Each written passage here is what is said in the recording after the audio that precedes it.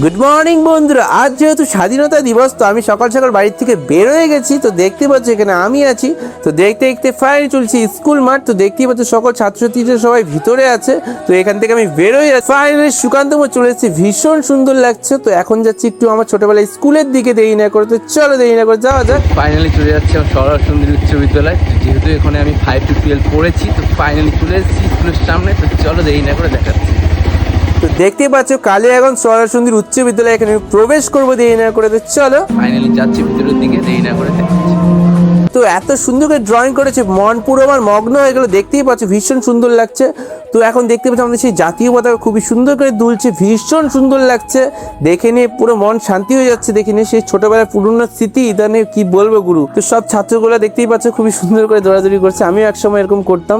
তো আমি ভিতরের দিকে ঢুকছি, তো দেখতে পাচ্ছি সব ভাইরা আমার দিকে তাকিয়ে আছে। তো দেখতেই পাচ্ছ সকল একটু কথা বলছে, আমাদের স্যার চলে এসছে।